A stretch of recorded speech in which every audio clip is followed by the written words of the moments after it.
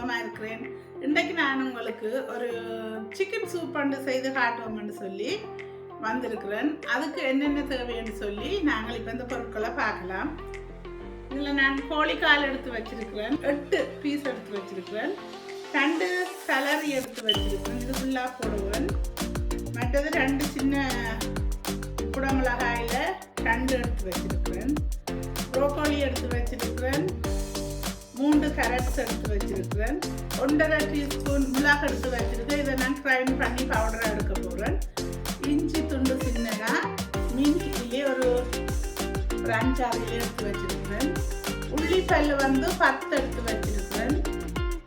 ஒரு பெரிய வெங்காயம், 4 உருளைக்கிழங்கு, அதுக்கு தேவையான உப்பு, இவ்வளவுதான் தேவை. தண்ணி தேவை, நான் தண்ணியை ஊற்றுறது பிரேக்கில் காட்டுறேன். வாங்க நாங்கள் இப்போ எப்படி செய்கிறதுன்னு சொல்லி வீடியோவுக்கு போகலாம்.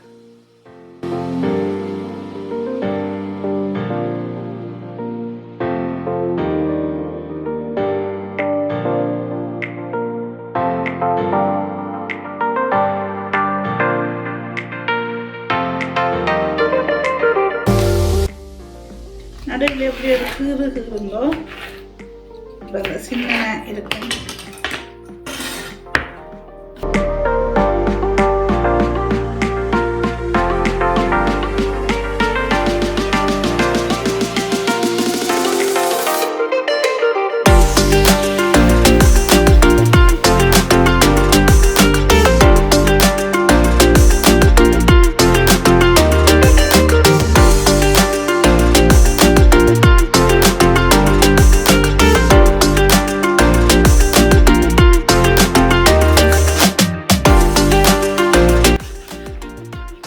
இதை நீங்கள் இப்படி கீறுங்க, அவியறதுக்கு உள்ளுக்கு அவியறதுக்கு இப்படி கீறி விடுங்க.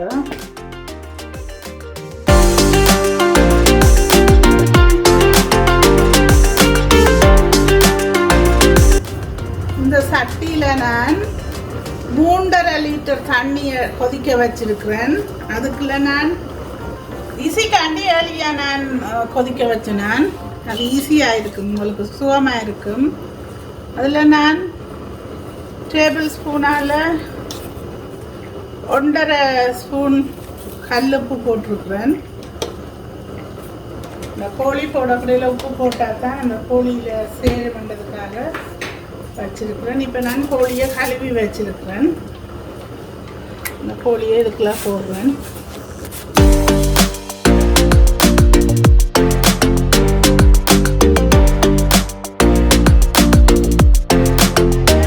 உருளைக்கிழங்கும் வெங்காயமும் உள்ளியையும் போடுறேன். உள்ளியிலே ஒரு கொஞ்சம் எடுத்து வச்சு தான் போடுவேன். இந்த கேக்லேயும் ஒருக்கா போடுவேன். நான் அப்போ அதுக்காக அதில் கொஞ்சத்தை எடுத்து வைக்கிறேன். இதை பார்த்தீங்கன்னா இவ்வளோ உள்ளி எடுத்து வச்சுன்னா கேக்கில் ஒரு வாசத்துக்காக போடுறதுக்கு. இதோட கேரட்ஸ் எல்லாம் போடுறேன், மிளகாய் வெட்டி வச்சது போடுறேன், மற்றது சலரி வெட்டி வச்சுன்னா அதெல்லாம் இதுக்குள்ள இப்போ ஆட் பண்ணுறேன். இப்போ நான் இதில் கிளறி விடுறேன் கொதிக்கிறதுக்கு. இப்போ இது கொதிக்கிறதுக்கு நான் திறந்து அவிய விட கொண்டு இவர் குழப்படி செய்துடுவேன்.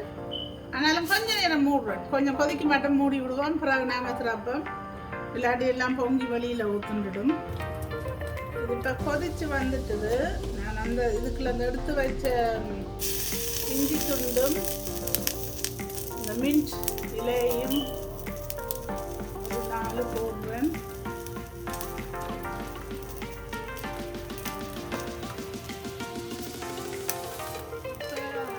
ப்ரோக்கோலி எடுத்து வச்சிருந்தேன்.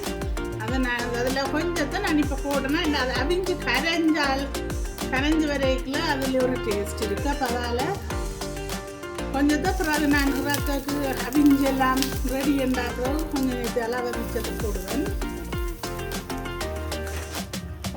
இப்போ நான் இதில் எடுத்து வச்ச கொஞ்சம் உள்ளி இருந்தது, கொஞ்சம் எடுத்து வச்சேன். அதுவும் ப்ரோக்கோலி கொஞ்சம் எடுத்து வச்சதையும் இப்போ இதோட சேர்த்துறேன்.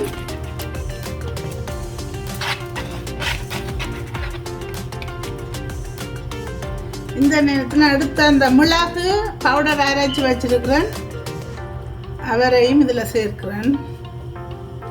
இப்போ இது ஒரு 10 minutes 12 minutes சரியா அவிஞ்சது. இன்னும் ஒரு 5 மினிட்ஸுக்கு இதை அவிய விடுவோம். இப்போ நல்லா அவியட்டுக்கும். ஒரு கொஞ்சம் உப்பு போடலாம். ஒரு கொஞ்சம்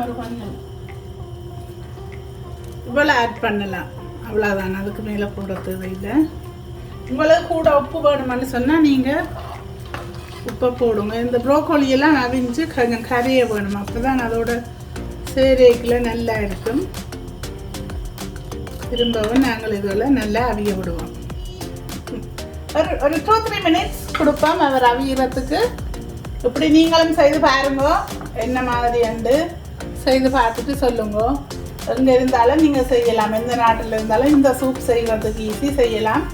செய்து பார்த்துட்டு எனக்கு சொல்லுங்க. இப்போ இன்னும் கொஞ்சம் நேரம் இவரை நாங்கள் அவிய விடுவோம். அவிஞ்ச ஒரு 2-3 மினிட்ஸில் நாங்கள் ரெடி ஆக்கலாம். இது இப்போ பார்ப்போம். நல்ல ஒரு கோழிக்கால் சூப் ரெடி. இப்போ நான் இதை ஓஃப் பண்ணுறேன். தேங்க்யூ. நீங்கள் இந்த வீடியோ பார்த்து கமெண்ட்ஸ் பண்ணினதுக்கு, லைக்ஸ் பண்ணதுக்கு, ஷேர் பண்ணதுக்கு எல்லாத்துக்கும் பெரிய நன்றி. நீங்கள் இதே போல் செய்து போட்டு எனக்கு கமெண்ட் பண்ணுங்க, இது எப்படி வந்தது உங்களுக்குன்னு சொல்லி. நெக்ஸ்ட் வீடியோவில் நாங்கள் பார்ப்போம். தேங்க்யூ.